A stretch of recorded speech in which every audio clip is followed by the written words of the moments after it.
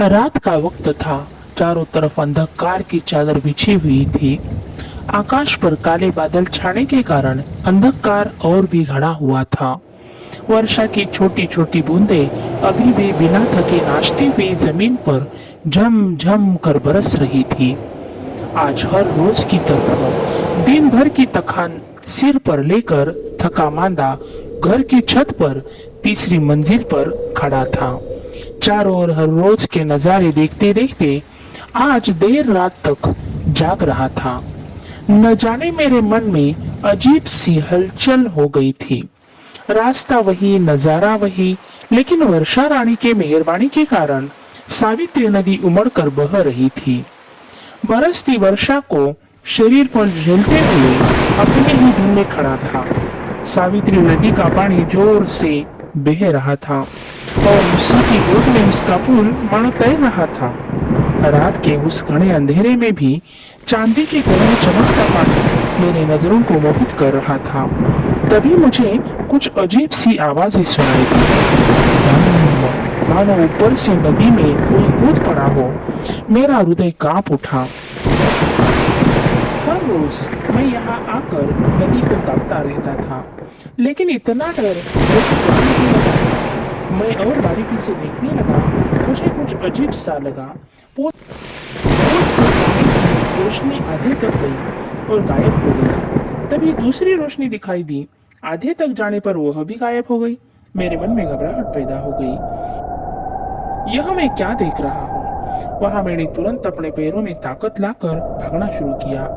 हाँफते हाँफते मैं पुल के उस हिस्से तक आ गया जहां से मैंने रोशनी को गायब होते देखा था। मेरे पैर वहीं के वहीं रुक गए। मन पर एक वज्रपात सा हुआ। अब क्या होगा? यह कैसे हुआ? मैं जो देख रहा था वह बहुत डरावना था। मेरे मन में पहली बार इतना डरावना और विस्मित करने वाला दृश्य मैंने देखा था। मैंने देखा कि नदी पर बिछे हुए पुल का आधा हिस्सा सावित्री नदी की गोद में समा गया था। उसका पुर्जा पुर्जा पानी में समा गया था।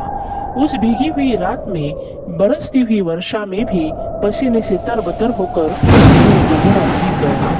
अब आगे की बात सोचकर मैं घबरा गया कि हर रोज की तरह गुजरने वाली गाड़ियां इस पुल से कैसे जाएगी।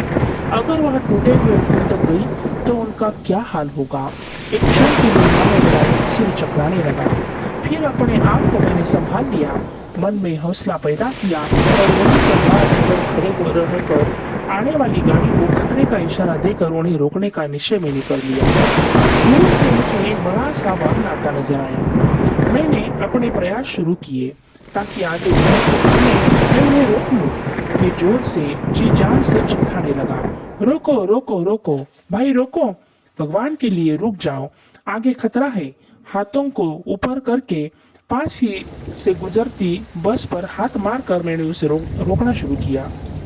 रोको रोको, लेकिन ड्राइवर ने गाड़ी की रफ्तार थोड़ी भी ना कम की। उसी रफ्तार से वो आगे निकल गई, मानो मौत को अपने गले लगाने के लिए। मैंने अपनी आंखें बंद की और मेरी आवाज भी धम्म से वह बस सावित्री की गोद में चली गई। मेरा हृदय चूर चूर हो गया। न जाने कितने लोग उस बस में थे। न उनके चिल्लाने की आवाज आई, न लेकिन मेरा मन मुझ पर चिल्ला रहा था, क्यों नहीं रोका तुमने उसे? फिर से सिर चकराने लगा। अब क्या करें? मैंने मोबाइल निकाला और पुलिस थाने में फोन किया। रिंग बज रही थी, लेकिन मेरा मन जोर जोर से चिल्ला रहा था, उठाओ फोन उठाओ, बहुत जल्दी है उठाओ। लेकिन किसी ने फोन नहीं उठाया। फिर से वही डर मन में, अब क्या हो करे?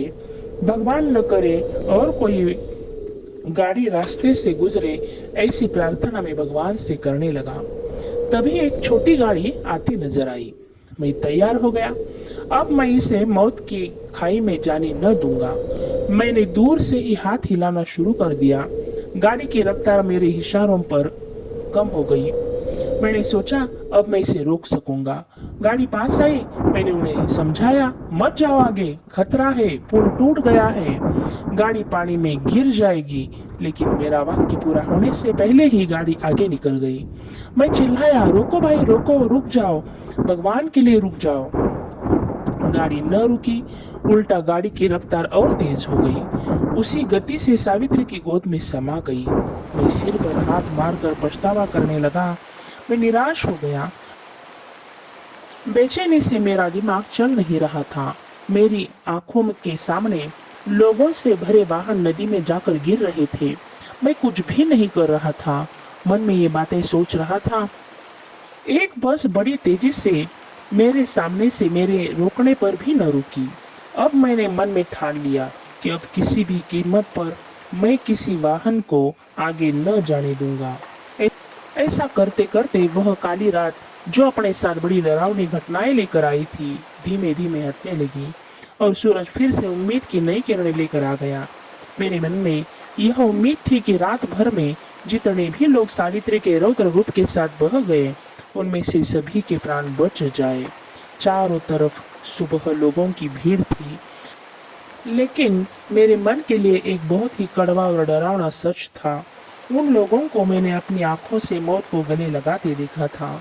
उस दिन सभी लोग जो पानी में बह गए, बस तथा तवेरा बैठे यात्रियों की तलाश करने के लिए जी जान से प्रयास करने लगे। लेकिन जिनकी जान गई, क्या इसमें उनकी खुद की कुछ गलती थी? या जो पुल 100 वर्षों तक ईमानदारी से काम कर रहा था और अपनी उम्र पूरी होने पर टूट गया, उसकी गलती थी? या मैं वहां खुद हाजिर होकर भी किसी की भी जान नहीं बचा सका, इसलिए मेरी गलती थी? गलती किसी की भी हो, लेकिन इस घटना से हमारी सरकार का जागरूक होना जरूरी है और पुलों का मुआयना करना भी जरूरी है, जिनकी मोहलत खत्म हो गई है, जिससे लोगों को अपने हाथों से अपने प्राण न गंवाने पड़े। आज भी इस घटना से मेरा हृदय भाव विभोर हो जाता है और आंखों में अपने आप आंसुओं की धारा बहने लगती है, जैसे सावित्री में आई बाढ़ के बाद बहती धारा दहाड़ दहाड़ कर रो रही थी।